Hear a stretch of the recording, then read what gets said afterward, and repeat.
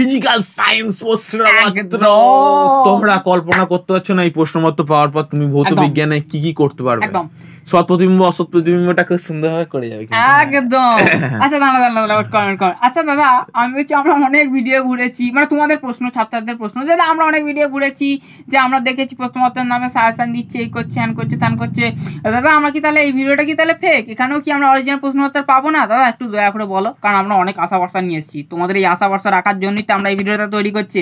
আমরা কি এমনি ভিডিওটা তৈরি করছি নাকি? দেখো প্রশ্নপত্র তোমাদের হাতে তুলে দেবো, এইটাই তো আমাদের উদ্দেশ্য, মেইন উদ্দেশ্য। আমরা প্রশ্নপত্র তুলবো, আর প্রশ্নপত্র এমন ভাবে তুলবো যে তোমরা কল্পনা করতে পারবে না সেই প্রশ্নপত্র তুমি ফেক ভেবে এগিয়ে যাবে। কারণ সবাইকে আসল জিনিসটা দেওয়া উচিত না, সঠিক মূল্য যার কাছে পাবো তাকেই তো দেবো। হ্যাঁ একটা কথা বলে রাখি, তোমরা দেখো ভালো করে ডেসক্রিপশন বক্সে হাত দাও, দেখো একটা লিঙ্ক আছে, ক্লিক করো না, ওয়েট করো, ক্লিক করেও কিছু পাবে না, কারণ পাসওয়ার্ড দেওয়া আছে।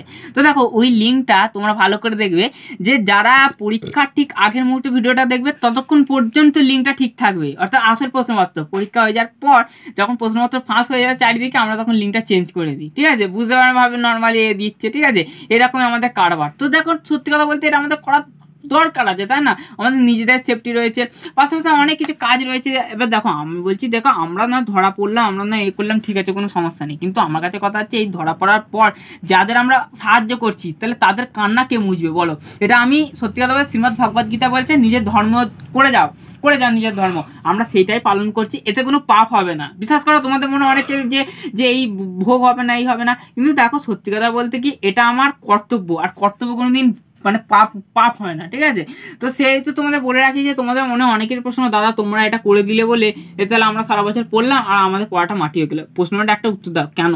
তুমি কি চেয়েছে লোক এটা বলবে যে না তুমি সারা বছর খেটে করেছো, অর্থাৎ তুমি লোকের কথা শুনবে বলে, লোকের ভালোবাসা পাবে বলে তুমি পাওয়ার জন্যই এই কাজগুলো করছো, মানে পড়াশোনা করছো লোক দেখান্তি? একদম নয়, এইসব করতে যেও না। তোমার এই কয়েকজনের যে আমরা সারা বছর পড়েছি, ঠিক আছে, কেন তাহলে প্রশ্নপত্র রিভিল হবে, তাহলে আমার পড়াটাই তো বেকার হয়ে গেল। এই কয়েকজন সীমিত ব্যক্তির কথা আমি বাদ দিয়ে আমি বাকিদের বলি যে দেখো এই প্রশ্নপত্র ফাঁসের ফলে কি হবে। অনেক ছাত্রছাত্রী রয়েছে, দেখা যায় যে একজন কি করছে, জুতো সেলাই করছে, আমার দেখে সন্দেহ হওয়ায়, হ্যাঁ মানে ও কি করছে না, জুতো সেলাই করতে করতে পাশে একটা বই আমি দেখছি, আমার এটা তো মাধ্যমিকের বই, ঠিক আছে, মাধ্যমিকের বই, তো বাংলা বই পড়ছিল, ঠিক আছে। তো আমি তাকে দেখে বললাম যে তুমি কিছু পড়ো, বলছে আমি এখন ক্লাস 10-এ মাধ্যমিক দেবো, ঠিক আছে, তার 2 দিন আগে পরীক্ষা ছিল। আমি অবাক হয়ে গেলাম, বুক জ্বলে উঠলো। তারপর আবার দেখতে পেলাম যে কিছু ক্ষেত্রে একটা ছেলেটা দেখছি যে কী হচ্ছে, আলুর বস্তা বইছে, কী করছে, আলুর বস্তা বইছে। তো আমি জিজ্ঞেস করলাম মানে সন্দেহ লাগছে, ছেলেটার পাশে হয়তো বই টই কিছু নেই, কিন্তু মানে একটা সে আলোচনা করছিল নিজেদের মধ্যে টেস্ট পরীক্ষা নিয়ে। আমি বলছি, জিজ্ঞেস করলাম তুমি কিছু পড়ো, বলছে আমি যে ক্লাস 10 এবার মাধ্যমিক দেবো, ঠিক আছে। তো আমার দেখে আমি একটা কথা বুঝতে পারছি যে ছেলেদের পড়াশোনার ভিত্তিতে, অর্থাৎ যেই ছেলেটা পড়াশোনা করেছে, মানে এই যে স্যার ম্যাডাম, কিছু স্যার ম্যাডাম রয়েছে যারা মনে করে যে এই ছেলেটা পড়াশোনা করছে মানে ছেলেটা ভালো, অথচ দেখুন তারা অসুখ বিসুখ হলে রাস্তায় দেখার পর ফার্স্ট ওরাই কিন্তু দেখবে যে স্যার ভালো আছেন, চিনতে পারছেন, আমরা সেই পেছনের বেঞ্চে সেই পড়তাম, আমি করতাম, আর যারা ভালো গাড়ি করে চলে যাবে। বলে দিন তো ঘটনাটা একটু। সেই ঘটনাটা মনে পড়ে, একটা টিচার অনেক টপার স্টুডেন্ট তৈরি করেছে, অনেক টপার একদম। সে বলছে যে একদিন বিছানায় টপ করছে পড়ছে, একদম সে একদিন কি হচ্ছে, অ্যাক্সিডেন্ট হয়েছে, ঠিক আছে, অ্যাক্সিডেন্ট হয়েছে, সেই স্যারটা হসপিটালে ভর্তি হয়ে আছে, একদম। তার 2 ব্যাক বেঞ্চার স্টুডেন্ট তার সাথে দেখা করতে এসেছে, একদম। বলছে স্যার আমরা তো সব কিছুতেই লেট, স্যার আজকেও আমরা লেট করে ফেললাম, একদম। তখন স্যার বলছে যে না, তোমরা সব দিন লেট করলো, আজকে কিন্তু তোমরা লেট করতে পারোনি, একদম। তখন বুঝি স্যার আমি আর কেউ আসেনি স্যার? বলছে না কেউই আসেনি আমার সাথে দেখা করতে, আমি কতজনকে টপার তৈরি করলাম, কেউই এলো না। স্কুলে যখন পড়াতাম তখন প্রথমেই আসতো, তোমরা লেটে আসতো, কিন্তু আসতো আমরা প্রথমে এসেছি, জীবনে প্রথমবার তুমি এসেছো, তারপর আমার দুর্দিনে স্যার না ওর স্যার মালয়েশিয়া আছে, কেউ ইন্দোনেশিয়া আছে, স্যার বড় বড় সব কাজকর্ম করছে, ফ্যাক্টরি তৈরি করছে, ওটাই পোড়া কপাল, সরটাই পুরো কপাল।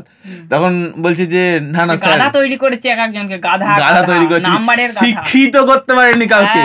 সত্যি বলতে তোমরা প্রকৃত শিক্ষা তোমাদেরই শিক্ষিত করতে পেরেছো, একদম, সেইটা হচ্ছে কথা, এটাই আসল ব্যাপার। আসলে আমার কাছে কথা হচ্ছে না সামাজিক মূল্যবোধ। আমি সত্যি কথা বলতে এই কথাটা বলতে বাধ্য হচ্ছি, আমাদের কিছু টিচার যারা রয়েছে না, তাদের আগে ভালো শিক্ষা, প্রকৃত শিক্ষা দেওয়া উচিত, তারপরে তাদের শিক্ষা।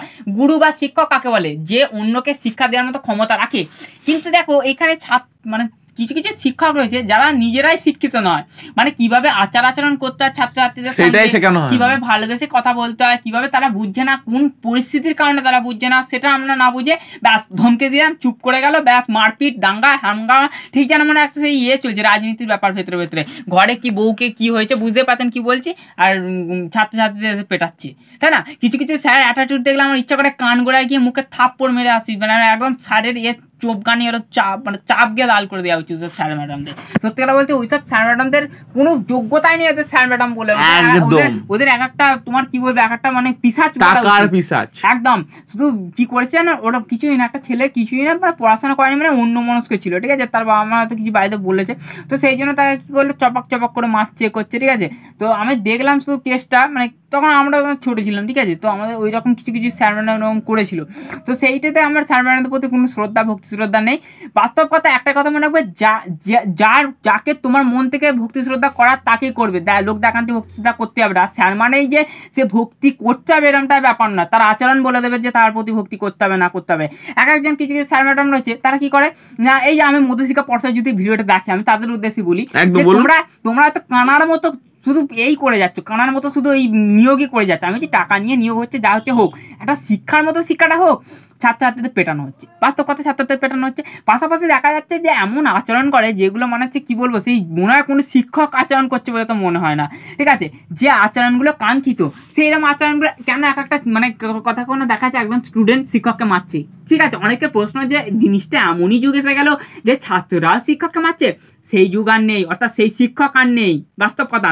আর প্রতিবাদ মুখ বুঝে সহ্য করার অর্থ মানে নিজে বোকামি, অর্থাৎ স্যার মেরে যাচ্ছে যদি একটা স্টুডেন্ট ঘুরে দু থাপ্পড় দেয় আমি বললো সে প্রকৃত স্টুডেন্ট, একদম আমি এই কথাটা বলতে বাধ্য হচ্ছি, টিচারদের ব্যবহারটাই এরকম হয়ে যাচ্ছে। আমি একটা কথা বিশ্বাস করি, স্টুডেন্টরা মানে কেউ কোনোদিন এমনি আক্রমণ করে না, ঠিক আছে। আর একটা কথা দেখুন, ভালো করে বোঝার চেষ্টা করুন, যে আমি বলছি গল্প আড্ডা মানুষের মন সবসময় চঞ্চল থাকে, ছাত্রছাত্রীর মন চঞ্চল থাকে, ঠিক আছে। স্যার যে পরিস্থিতির মধ্যে রয়েছে বা যে বয়সে রয়েছে সেই বয়সটা শান্ত হওয়ার বয়স, কোনো সমস্যা নেই, কিন্তু সেই বয়সের সঙ্গে ছাত্রদের বয়সের তুলনা করলে হবে না, সেই বয়সে ছাত্ররা চঞ্চল থাকেই, তো তাদের গল্প বলে ভালোবেসে তাদের সঙ্গে কথা বলা দরকার, তাদের মধ্যে আর কি ঠাট্টা, এবার বলে যে হ্যাঁ এবার তাহলে একটু গল্প করে নিই এবার পড়াশোনা। তো এবার আমার কাছে কথা হচ্ছে যে এরকম করার পর হ্যাঁ অবশ্যই বলে দিচ্ছি, তো তারপরে কিন্তু আমাদের মধ্যকার এরকম শিক্ষা ব্যবস্থা তৈরি করা দরকার, কিন্তু এরকম না হয় এমন অনেক অত্যাচার অন্যায় চলছে, তো এর প্রতিবাদ স্বরূপ এবং এই ছাত্রছাত্রীদের মানে চোখে যেন জল না আসে সেই জন্য আমরা এই ব্যবস্থা করলাম, প্রথমত তুলে দিলাম। প্রথমত কাজে সাবস্ক্রাইব লাইক কমেন্ট করে দাও, তারপরে ডেসক্রিপশন বক্সে লিঙ্কে ক্লিক করো, লিঙ্কে ক্লিক করার পর প্রথম থেকে শেষ অবধি হচ্ছে যে স্ক্রিন অংশ তাকিয়ে থাকো, স্ক্রিন অংশ তাকিয়ে যাওয়ার পর একটা পাসওয়ার্ড ভেসে উঠবে, সেই পাসওয়ার্ডটা ভালোভাবে দেখো এবং সেই পাসওয়ার্ডটা ভালোভাবে ডেসক্রিপশন বক্সে লিঙ্কে ক্লিক করার পর দিয়ে দাও এবং প্রশ্নপত্রটা নিয়ে যাও। অসংখ্য ধন্যবাদ, পরের ভিডিও দেখা যাচ্ছে, সুস্থ ভালো থেকো।